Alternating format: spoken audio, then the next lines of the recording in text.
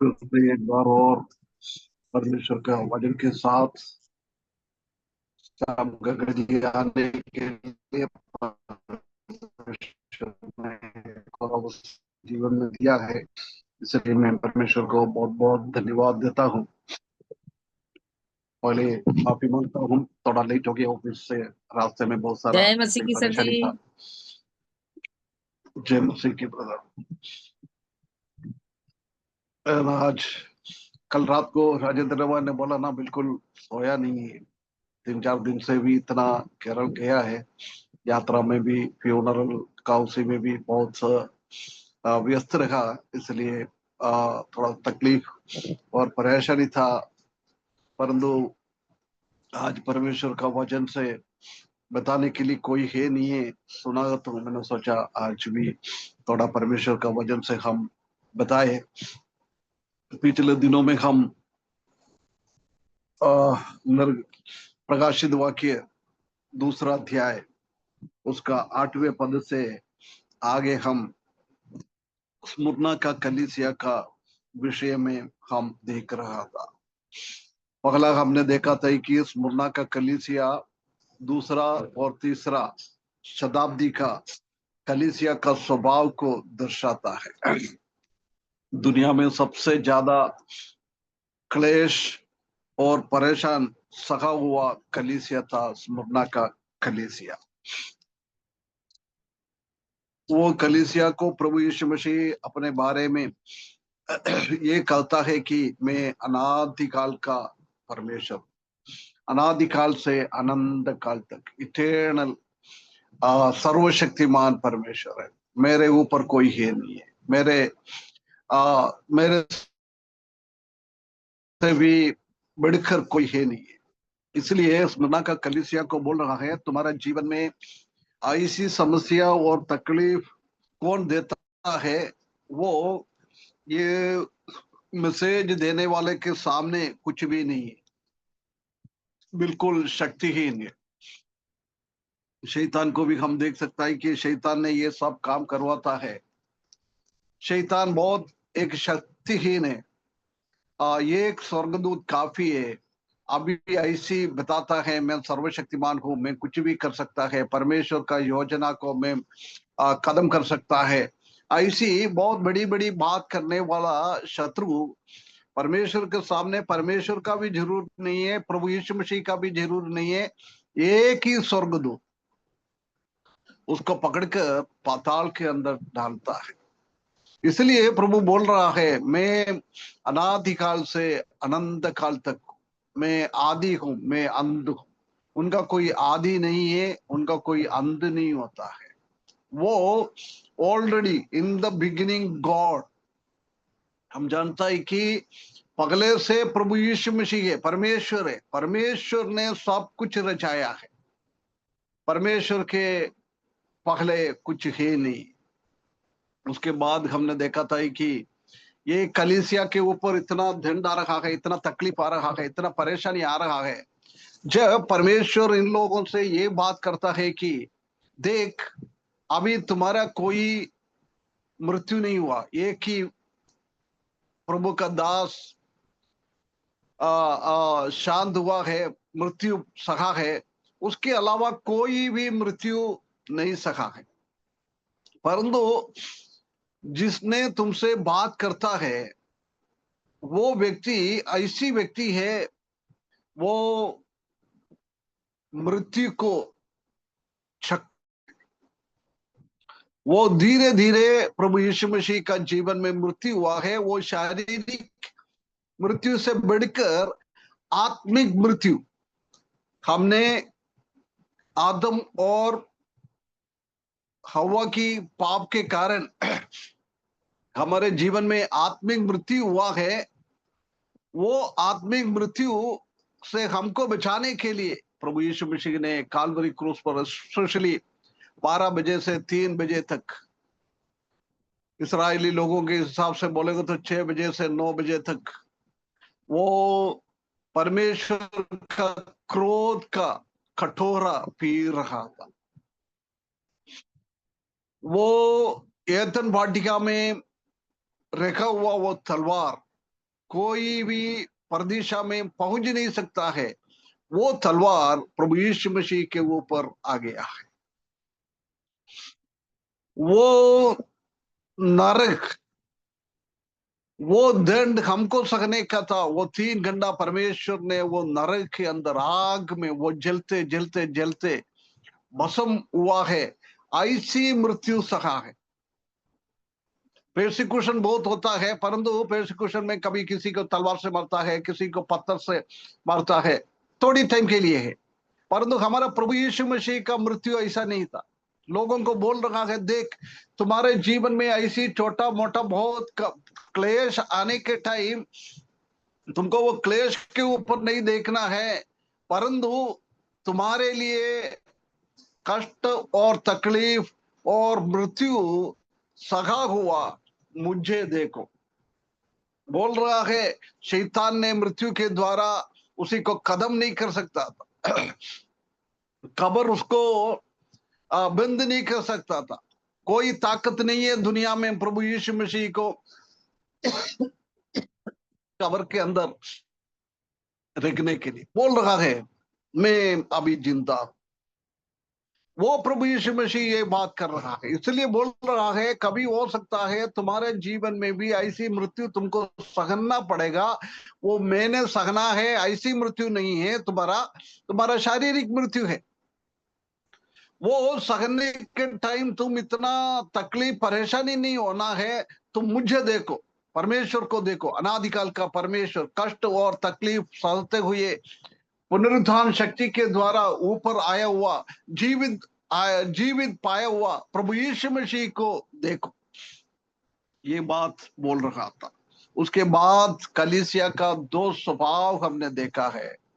वो उनके जीवन में इतना क्लेश उनको सह नहीं सकता है, उससे बढ़कर क्लेश है। उसी को वो क्लेश का शब्द, ट्रिबुलेशन का शब्द को बताता है।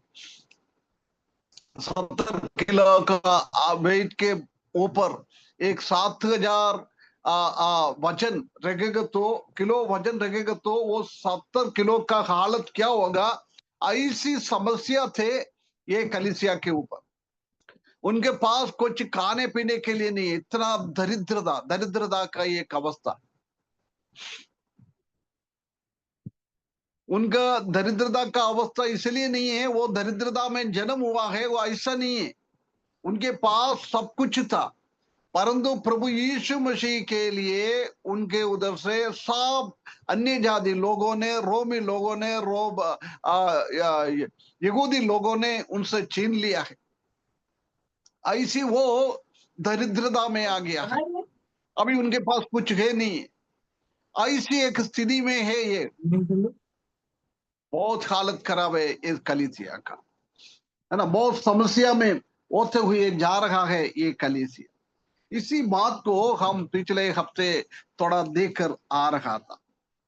हमने आखिरी में देखा था कि इनका अवस्था और लवोदिकिया का कलीसिया का अवस्था, दोनों में जमीन आसमान का फर्क है। इनका पास शारीरिक रीति से, भौतिक रीति से वो लोग कंकाल है, परंतु आत्मिक रीति से प्रभु यीशु मसीह बोल रहा है ये लोग इतना धनी है।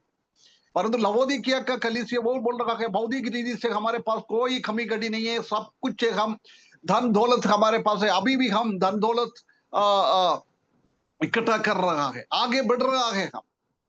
परंतु प्रभु यीशु मसीह उनको देखकर बोल रहा है तुम नंगा है, तुम दरिद्र है, तुम अभाग है। ऐसी कई बातें हम लवोदिकिया का कलीसिया के बारे में हम देख सकता है। परंतु स्मुरना का कलीसिया में प्रभु यीशु मसीह ने उनका अंदर बहुत बड़ा एक ताकत देखा है, बहुत बड़ा एक धनी, आत्मिक धनी उनका जीवन में देखा है। प्रिय भाइयों बहनों, आज भी हम भी इसी स्थिति में, लवोदिकिया का कलीसिया का स्थिति में हम भी आया हुआ है। हमारे पास भी कोई कमी रेडी नहीं है, खाने के लिए पीने के लिए सब कुछ है, परंतु हमारा आत्मिक जीवन में हम आगे नहीं बढ़ रहा है। हम आत्मिकता में दरिद्रता का अवस्था में जा रहा है, यही हमारा हालत है। इसलिए हमको सतर्क रखना है, सतर्क रखना है। हम इस बौद्धिक रीति से हमारे पास कुछ भी नहीं है, तो भी हम आत्मिक रीति में आगे बढ़ना है, ये परमेश्वर हमसे चाहता है। इसी के संबंध में एक पद और पढ़े, याकूब की किताब 2 अध्याय 5वें पद।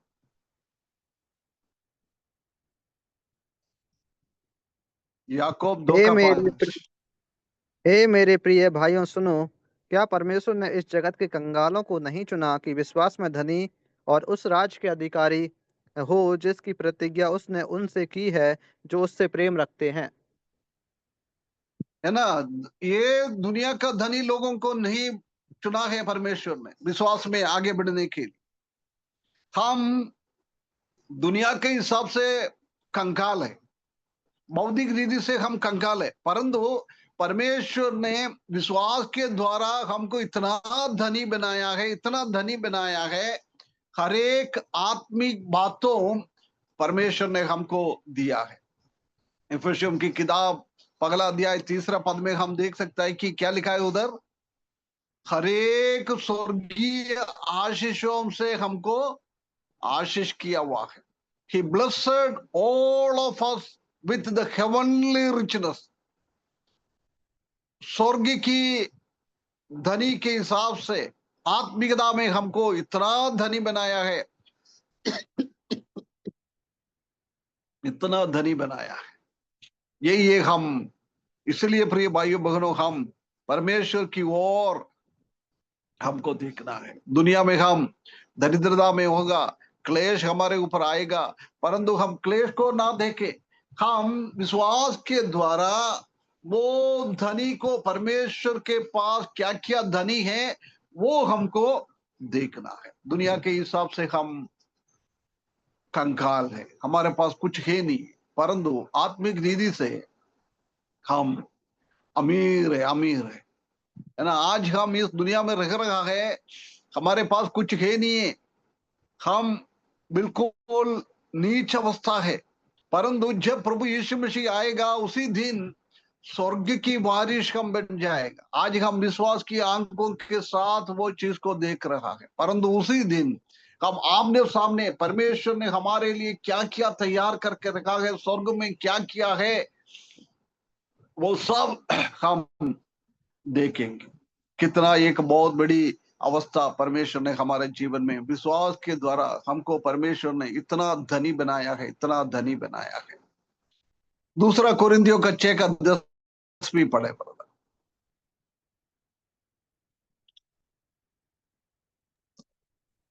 आ, और शोक करने वालों के समान है परंतु सर्वदा आनंद करते हैं, कंगालों के जैसे हैं परंतु बहुतों को धनवान बना देते हैं, ऐसे हैं जैसे हमारे पास कुछ नहीं तो भी सब कुछ रखते हैं। है ना, ये 3 बात इधर हम देख सकता है। एक बार और पढ़ना ब्रदर, थोड़ा रुक के।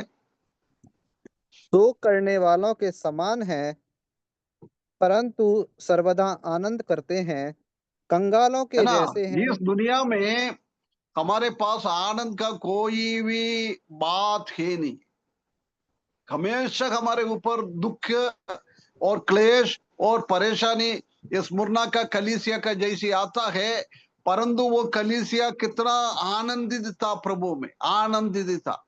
वही पौलोस फिलिपियों की किताब में वही लिख रहा है, उनका जीवन में ऐसा समस्या, ऐसा तकलीफ, ऐसी परेशानी, बहुत सारा समस्या था, परंतु बोल रहा है rejoice in the Lord always, प्रभु में आनंदित रहो, प्रभु में आनंदित रहो। हाँ, दूसरा, कंगालों के जैसे हैं परंतु बहुतों को धनवान बना देते हैं। हाँ, हम कंगालों के जैसी है, परंतु हम लोगों को धनी बना सकता है। कैसा, हमने आत्मिक धन परमेश्वर ने हमको दिया है, वो हम दूसरों को बांटना है, उन लोगों को भी हमको धनी बनाना है। ये दुनिया का धनी नहीं है। आजकल हम जानता है कि प्रॉस्पेरिटी गॉस्पेल, प्रॉस्पेरिटी गॉस्पेल मतलब ये है, प्रभु में आ जाओ भौतिक आशीष मिलेगा, आत्मिक आशीष के बारे में कुछ भी नहीं बोलता है, उसको बोलता है प्रॉस्पेरिटी गॉस्पेल। तुम इस दुनिया में धनी बन जाएगा, परंतु अनंत काल का धन के बारे में आजकल कोई सिखाता नहीं है, कोई बोलता भी नहीं। कई सुसमाचार का सेवाएं हम देख सकता है कि सुसमाचार हम सुन रहा है। आजकल ये सब इस दुनिया में आगे बढ़ने की बात कर रहा है। इस दुनिया में धन कैसे इकट्ठा करेगा, इस दुनिया में धन दौलत कैसे इकट्ठा करेगा, उसी के लिए रास्ता बोल के देता है। ये सब शैतान की योजना है। शैतान ऐसी लोगों को भरमाता है, ऐसी लोगों को शैतान लेके खड़ा करता है, उनको सुसमाचार से दूर करने के लिए। सच्चा सुसमाचार इन लोग ना बोले, उसके लिए शैतान ऐसी काम करता है, परंतु हम ऐसी नहीं है। हम इस दुनिया के हिसाब से कंगाल है, परंतु प्रभु में हम इतना धनी है, वो हम धनी को आगे बढ़ना है। उसके बाद हम देख सकता है कि उसके बाद क्या लिखा है ब्रदर अनुष, उसके बाद क्या लिखा है? उसके बाद लिखा है, ऐसे ही जैसे हमारे पास कुछ नहीं तो भी सब कुछ रखते हैं। हाँ, इस दुनियादारी के हिसाब से देखेंगे तो हमारे पास कुछ भी नहीं है ना। इसलिए इस दुनिया का लोग हमारे ऊपर इतना तकलीफ देता है, क्योंकि उनको मालूम है दुनियादारी के हिसाब से हम बिल्कुल बिल्कुल नीच अवस्था में है। हमारे पास कोई शक्ति नहीं है दुनियादारी के हिसाब से। दुनियादारी के हिसाब से हम ऐसी एक कंगाल अनुभव में है। हम इस दुनिया की शैतान के द्वारा हमारे ऊपर आ रहा है आरोप है, क्लेश है, ये सब हम सहन नहीं कर पा रहा है ऐसी स्थिति में। परंतु प्रभु में हमको सब कुछ है। हमारे लिए प्रभु ने सब कुछ बना कर रखा हुआ है। वो हमको प्राप्त करना है। जब प्रभु यीशु मसीह आएगा दोबारा हमको लेने के लिए, उसी दिन हम बहुत बड़ा अबीर बनकर हम सब कुछ प्राप्त करेंगे। परंतु इस दुनिया में आजकल धनी है, सब कुछ है, ऐसा बोलने के पास कुछ भी नहीं लगेगा। वो शैतान के साथ नरक के अंदर तड़पते रहेंगे। परंतु हम इस दुनिया को सृष्टि किया हुआ है, पूरा ब्रह्मांड किसने सृष्टि किया है? आकाश और आकाश के ऊपर की समुद्र और समुद्र के नीचे के सब कुछ रचने वाला परमेश्वर का संतान है। हमारे सब कुछ है। इसलिए बोल रहा है यहोवा मेरा चरवाहा हो, मुझे कोई घटी नहीं है। हम वो यहोवा के साथ, प्रभु यीशु मसीह के साथ, वो चरवाहा के कामों के नीचे हम रहने के टाइम हम जानता है कि परमेश्वर हमको सब कुछ देता है। वही है हमारा परमेश्वर। इस दुनिया में हमको आनंद होने के लिए कोई बात नहीं है, परंतु प्रभु यीशु मसीह में हमको हमेशा हम आनंद रहेगा। इस दुनिया में हम कंकाल है, परंतु प्रभु में हम इतना अमीर है, इतना अमीर है। इस दुनिया में हमको हमारे पास कुछ भी नहीं है, परंतु प्रभु में हमको सब कुछ है, सब कुछ है। यही एक स्मरणा का कलीसिया का हालत भी कितना अच्छी बात है। उन लोग ने भी आत्मिक बातों को दृष्टिकोण कर रहा था, आत्मिक बातों को वो देख रहा था। परंतु आजकल हम जानता है कि प्रभु का दास लोग हो, प्रभु का विश्वासी लोग हो, कुछ भी हो, सबको भौतिक रीति से चाहिए। धन चाहिए, दौलत चाहिए, यही चाहिए, खाने के लिए, जीने के लिए, बच्चों का ऊंचा पोजीशन मिलना है। ऐसी ऐसी चीजों के लिए हम आजकल काम कर रहा है। हमको आत्मिक दरिद्रता को हटाकर आत्मिकता में अमीर बनने के लिए हमको कोई जरूरत नहीं है। हमको यही चाहता है हम इसी दुनिया में अमीर बने। बहुत बार हम प्रार्थना भी करता है, हम किसी चीज के लिए प्रार्थना करता है, बौद्धिक चीजों के लिए हम प्रार्थना करता है, नाशमान होने वाला चीजों के लिए हम प्रार्थना करता है, परंतु आत्मिकता में आगे बढ़ाने के लिए हम कभी प्रार्थना नहीं करता है। आत्मिकता में मुझे धनी बने प्रभु, उसके लिए हम प्रार्थना नहीं करता है। ऐसी एक स्थिति में हम बदल गया है। प्रिय भाइयों बहनों, कहां से हम गिरा है, उधर वापस जाइए। वापस जाके हम आत्मिकता में अमीर बनने के लिए प्रभु के साथ एक अटूट संबंध रखते हुए, परमेश्वर का वचन सीखते हुए, परमेश्वर का वचन पढ़ते हुए, परमेश्वर का वचन के हिसाब से हम आगे बढ़े। हमारा दृष्टिकोण हमेशा स्वर्ग की ओर, कोलोसियों की किताब में लिखा है, स्वर्ग की ओर देखो। प्रभु यीशु मसीह ने भी बोला है, स्वर्ग की ओर देखो। ये दुनिया के चीजों में है ना, कीड़ा मकोड़ा ये सब खा जाता है। कितना भी हम धन दौलत रखे, ये सब खत्म हो जाता है। परंतु स्वर्ग में हम क्या निश्चय करता है, उधर कोई कीड़ा नहीं है, कोई मकोड़ा नहीं है, कुछ भी नहीं है। वो हमेशा सुरक्षित रहता है, वो कभी भी खराब नहीं होता है। परंतु इस दुनिया का हर एक चीज खराब हो जाता है। इसलिए वो बोल रहा है, खराब होने का चीजों के हम ध्यान ना रखे, हम अविनाशी चीजों के ऊपर, वो नाश नहीं होता है, ऐसी चीजों के ऊपर स्वर्ग में है, उसी के ऊपर हमारा दृष्टिकोण लगाना है।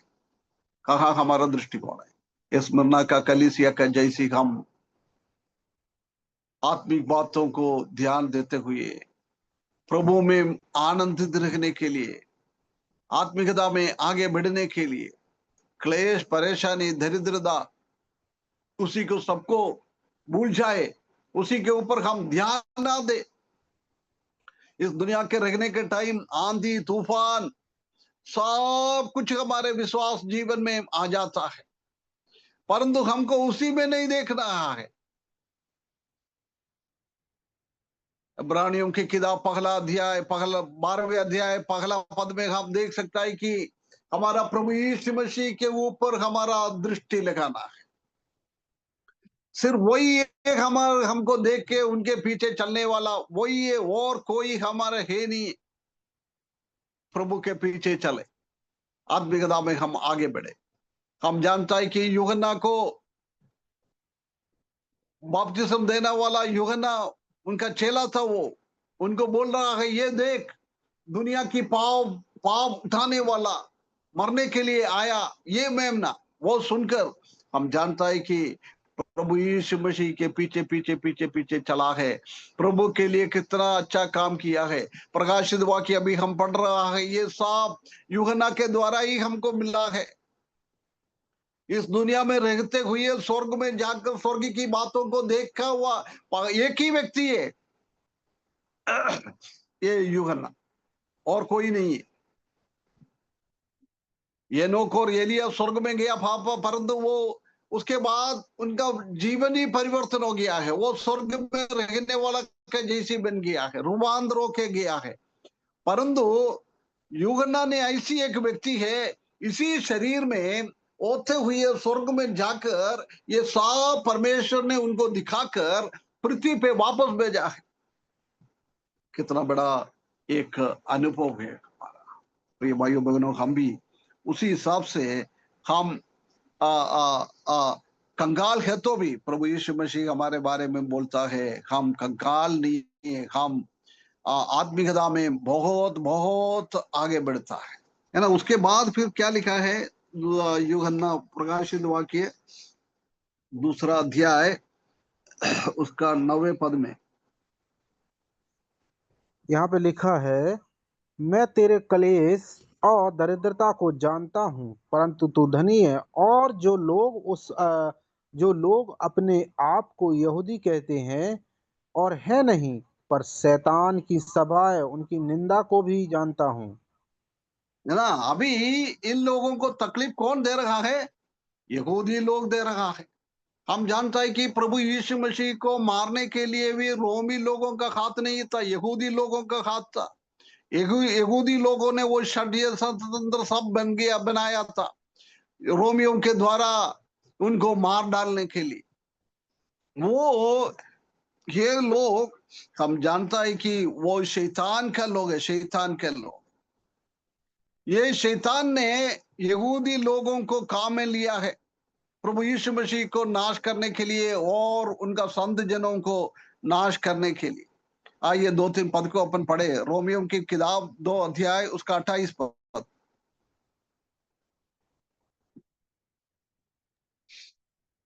क्योंकि वह यहूदी नहीं जो प्रगट में यहूदी है, और ना वह खतना है जो प्रगट में है और देह में है। है ना, बाहर के रूप से वो यहूदी है, परंतु उनका अंदर परमेश्वर क्या चाहता है, आ, आ, आ, नियमों में क्या लिखा है, वो लोग कुछ भी नहीं पाल रहा है, सिर्फ खतना लेने वाला यहूदी बन गया है, बाहर के दौरों से यहूदी बन गया है। परमेश्वर के वचन में हम देख सकते हैं कि तुम्हारा बाहर के रूप से खतना नहीं होना है, तुम्हारा हृदय के अंदर खतना होना है। परंतु वो हृदय के अंदर कोई खतना नहीं है, कोई पाप नहीं निकला हुआ है। हृदय के अंदर इतना गंदगी भरा हुआ ये लोग है, फरीसी लोग, ये सब गंदगी से भरा हुआ लोग है। प्रभु यीशु मसीह ने बोला है कब्र की जैसी है, बाहर मार्बल बनाता है, व्हाइट वॉश करता है, बहुत अच्छा लगाता है, फूल चढ़ाता है, मोमबत्ती जलाता है, लाइट जलाता है, सब कुछ करता है कब्र, परंतु कब्र के अंदर हम जानता है कि मनुष्य का मांस सटा हुआ अवस्था है, बहुत बहुत बहुत बदबू निकलने वाला जगह है। यहूदी लोग ऐसी है, पारसी लोग ऐसी है, अंदर गंदगी से भरा हुआ है, परंतु बाहर बहुत बड़ा बड़ा काम करता है। ऐसी ये यहूदी लोग इनको तंग कर रहा है। मत्ती सुसमाचार 3:9।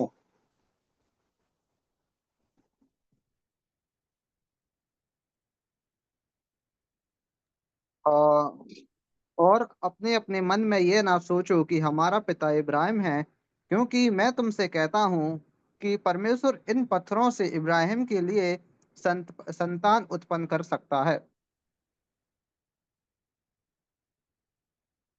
है ना, ये लोग बोल रहे हैं हम अब्राहम का संतान है, परंतु अब्राहम ने कैसे परमेश्वर के ऊपर विश्वास किया है, ऐसा इन लोगों के हृदयों में कोई विश्वास नहीं है।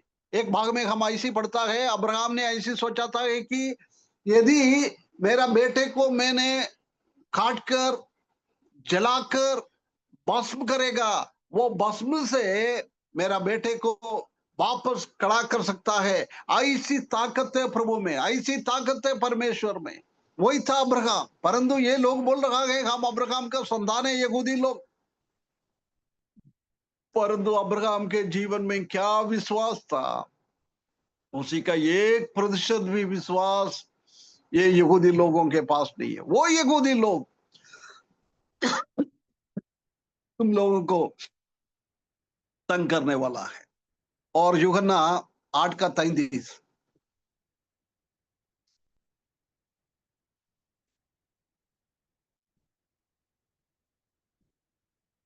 33 अंग। हाँ, 33। उन्होंने उसको उत्तर दिया कि हम तो इब्राहिम के वंश से हैं और कभी किसी के दास नहीं हुए, फिर तू क्यों कर कहता है कि तुम स्वतंत्र हो जाओगे। है ना, ये लोग ऐसे बोलता है, परंतु अभी वो अन्य जाति लोगों के अधीनता में है। यहूदी लोगों को हम देख सकते हैं कि बाबिलोन का लोग अधीनता में गया है, उसके बाद मेदो पर्शिया, ऐसी अलग अलग राज्य के अधीनता में, शैतान का अधीनता में वो गया हुआ लोग थे। दूसरा कोरिन्थियों 11:22।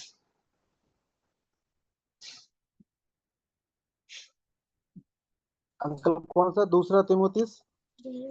दूसरा क्या कोरिन्थियों। वे क्या वे ही इब्रानी हैं, मैं भी हूँ। क्या वे ही इस्राएली हैं, मैं भी हूँ। क्या वे ही इब्राहिम के वंश के हैं, मैं भी हूँ। क्या वे ही मसीह के सेवक हैं। है ना, अब पौलुस बोल रहा है, वो लोग ऐसी बोल रहा है हम यहूदी है, हम परमेश्वर का यही है, अब्राहम का है। पौलुस बोल रहा है मैं भी वही हूं, परंतु उससे बढ़कर मैं ये जानता हूं कि मैं मसीहा का सेवक बनने के लिए। परंतु यहूदी लोग कभी भी मसीहा का सेवक बनने के लिए इच्छा नहीं प्रकट करने किया है।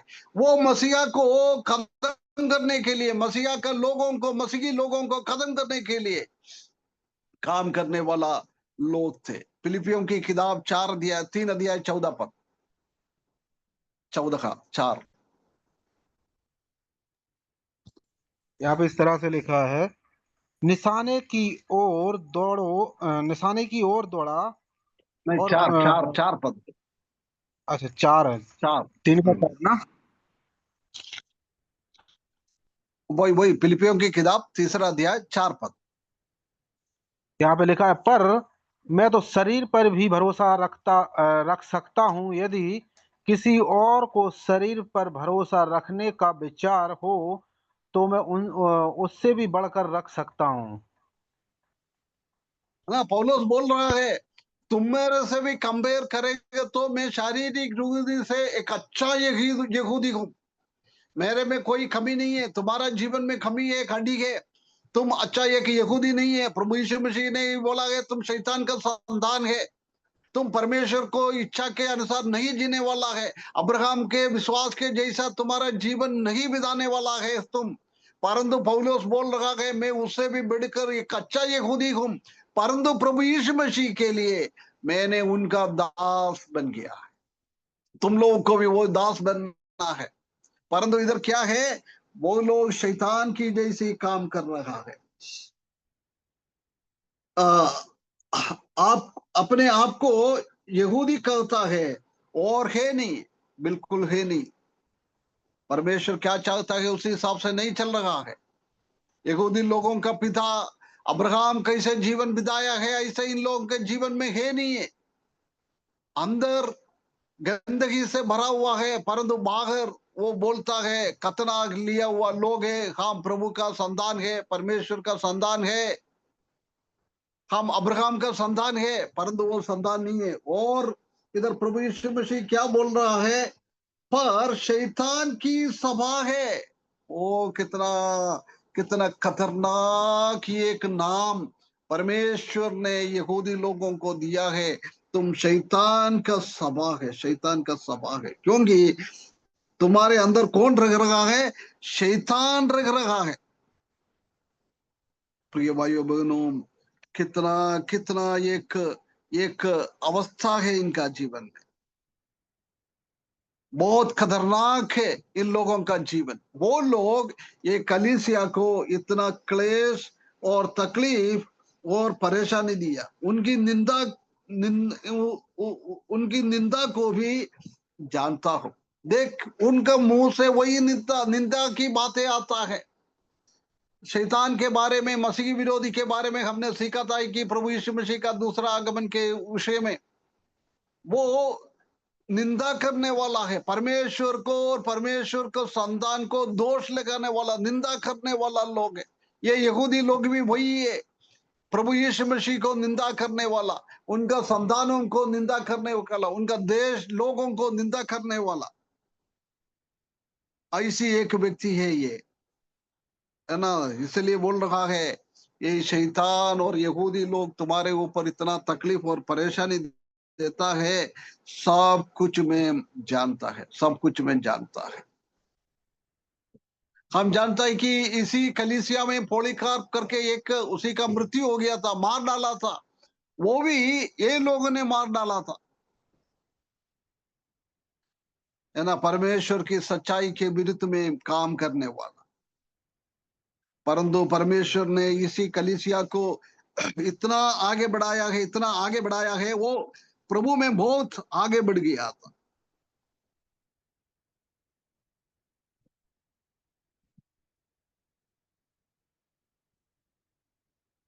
हम पुराना नियम में हम जानता है कि इस्राएली लोगों को, यहूदी लोगों को परमेश्वर का मंडली, परमेश्वर का सभा कहता है। परंतु प्रभु यीशु मसीह बोल रहा है, ये परमेश्वर का सभा नहीं है, परमेश्वर का मंडली नहीं है, ये शैतान की मंडली है।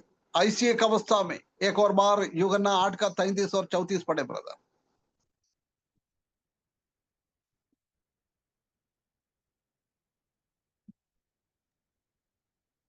आ, उन्होंने उसको उत्तर दिया कि हम तो इब्राहिम के वंश से है और कभी किसी के दास नहीं हुए। फिर तू क्यों कर कहता है कि तुम स्वतंत्र हो जाओगे? यीशु ने उनको उत्तर दिया, मैं तुमसे सच सच कहता हूं कि जो कोई पाप करता है वह पाप का दास है। है ना, बहुत क्लियरली लोग बोल रहा है, तुम्हारे अंदर पाप से भरा हुआ है। इसलिए तुम परमेश्वर में स्वतंत्र है नहीं है, परमेश्वर का दास नहीं है, तुम पाप का दास है। इसलिए बोल रहा है शैतान का तुम सभा है, शैतान का मंदिर है। उसका 44 पद।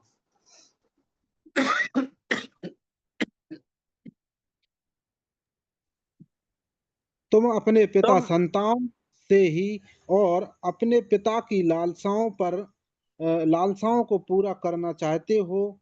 वह तो आरंभ से हत्यारा है और सत्य पर स्थिर न रहा, क्योंकि सत्य उसमें है ही नहीं। जब वह झूठ बोलता तो अपने स्वभाव ही से बोलता है, क्योंकि वह झूठा है वरन झूठ का पिता है।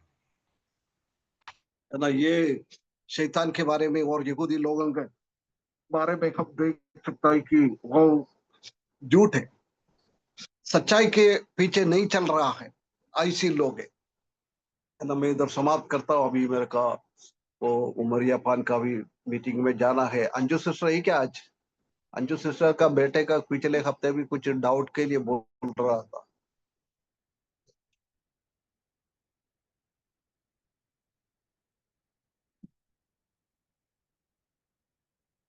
अभी थी सर आज भी अंजू नहीं है ना? सिस्टर, अभी निकल गई है शायद।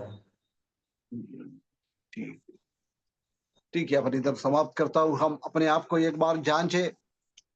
हम परमेश्वर का संतान बोलता है, परमेश्वर का सभा बोलता है, कलीसिया बोलता है, परंतु हम किसके दासत्व में है? असत्य का दासत्व में है क्या? शैतान का दासत्व में है क्या? एक बार हमको फर्क कर देखने के लिए हम स्मुरना का कलीसिया का जैसे क्लेश और तकलीफ और परेशानी के बीच में भी एक अच्छा नमूनादायक जीवन प्रभु यीशु मसीह हमको देखकर एक अच्छा गवाह देने के लिए, ईयोब के बारे में कितना अच्छा गवाह दिया है, ऐसी हमारे बारे में भी अच्छा गवाह मिलने के लिए दाऊद को बोल रहा है, मेरा हृदय के अनुसार, according to my own heart, परमेश्वर का हृदय के अनुसार है दाऊद का जीवन।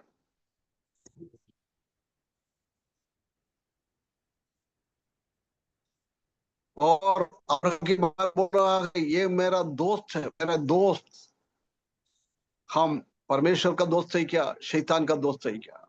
हम परमेश्वर का मंदिर है क्या? शैतान का मंदिर है क्या? हम प्रभु में प्रभु का दासत्व है क्या और शैतान का दासत्व है क्या? अपने आप को एक बार जांचने के लिए प्रिय भाइयों बहनों, हमारा यहूदी लोगों की जैसी अवस्था है तो उससे हम दूर हो जाए, उसी से हम पलट के आ जाए, प्रभु में प्रभु को अंगीकार करते हुए हमारा जीवन बिताने के लिए परमेश्वर इस वचन के द्वारा हमको सगायदा करे। उसके बड़े नाम की महिमा हो।